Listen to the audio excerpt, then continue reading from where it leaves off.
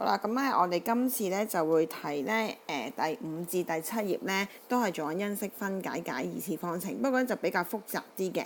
咁譬如好似而家第11題咁樣啦，其實呢題都唔係太算好複雜，咁但係好多同學都即係用唔到十字相乘咧去解呢個答案嘅。咁我哋咧而家就係依靠計數機咧，其實都可以幫下手咧就揾到個答案。咁之前咧都睇過短片咧，就用計數機點樣揾到答案嘅。咁我哋先咧再重溫一次先。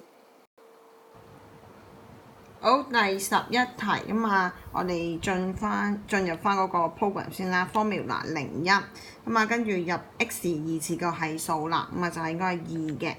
好，跟住咧到問 B 啦 ，B 咧就係 x 嘅係數-3。好，跟住就問 C 啦 ，C 就係常數-5。好，入晒之後咧，第一個答案咧就係2.5。咁咧我就要變翻份數嘅，咁所以咧輸翻 A、B、C， 咁所以第一個答案咧就係2/5。好，然之後撳多一下就係-1嚟嘅。咁咧而家咧我哋得到兩個答案啦，咁頭先撳到一個係2/5啦，一個係-1嘅。咁我哋咧其實咧個方法咧就係用後面嘅答案咧寫翻上去上面咧十字相乘，咁就可以幫到大家咧解呢個十字相乘，咁做翻好嘅。咁咧而家咧做一邊淺啲個面先，嗱做呢邊先啦 ，x 等於-1嘅。咁我哋褪翻上去咧，其實我哋之前都做過，應該係由等於0之後先褪到個答案。咁所以我將呢個-1咧搬翻個隔離咧，就變翻 x+1啦。好，至於咧咁其實呢邊咧都做完㗎啦，已經變晒0就做完㗎啦。咁而家到呢邊啦，咁呢邊一齊逐步嚟，我哋要將個分母搬個隔離變成 2x 先。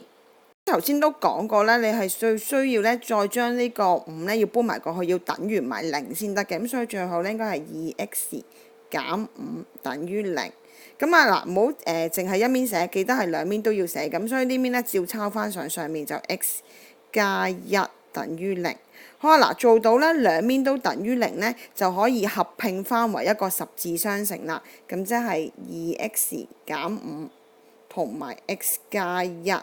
等於0，咁成條數咧就做晒㗎啦。咁但係咧，其實原本咧我哋係用計數機去揾咗答案先，幫我哋寫翻轉頭嘅啫。好，跟住咧第13條啦，又係啦 formula 01，我哋而家快少少㗎啦。A 咧就係5，好 B 咧就係-16，C 咧就係3。好，第一個答案係3。第二個答案係0.5啦，記得要轉翻做份數，咁應該係1/5嘅。咁好啦，我哋寫翻兩個答案先啦。頭先講咗第一個答案係3，而第二個答案呢就係1/5。咁我哋啦寫翻咗先。咁記得咧，我哋步驟咧就係搬晒過去等於0嘅。咁x 等於3呢邊咧就簡單啲。咁一搬過去就已經係啦 ，x 減3等於0。咁至於另一邊呢，就係有份數嘅，又係啦，要搬咗個5先，再搬埋個1，再將個1搬埋過嚟就應該5x 減1等於0。記得啦，另一邊呢，即係呢一邊呢，記得抄翻一次嘅啫 ，x 減3等於0。好啊，最後啦，就將兩個合併咗呢，就可以完成㗎啦。一個咁所以成個就 x 減3。另一個就5x 減1等於0啦。好，21題 formula 01，咁呢題就小心啲啦。A 咧就係 x 二次嘅係數啦，所以都係1。好 B 啦 ，B 其實咧記得係 x 嘅係數，咁而呢一題咧係冇 x 嘅係數，咁所以點樣入咧就入個0落去，所以 B 應該係0，EXE。好，最後 C 啦 ，C 其實係一個常數項，咁所以咧就入-9。咁呢度咧呢題就要小心啲入啦。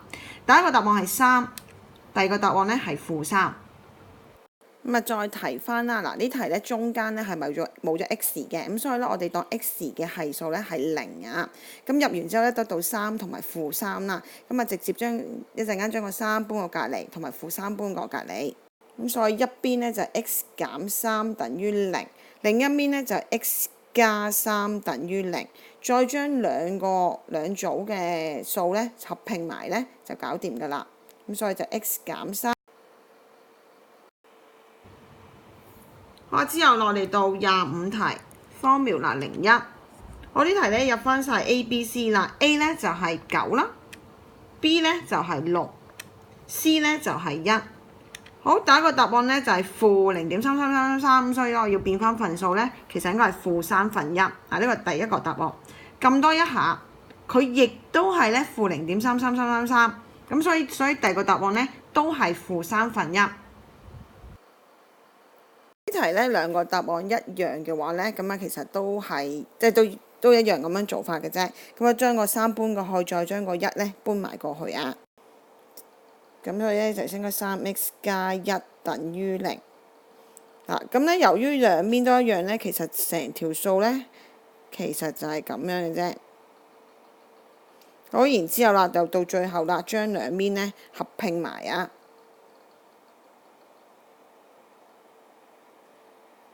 如果咧寫得好啲嘅話咧，由於知道已經兩個答案一樣咧，其實俾翻個結論佢啦。其實咧就係x 咧淨係得一個答案，我哋呢叫重根咧，就係等於負1/3嘅啫。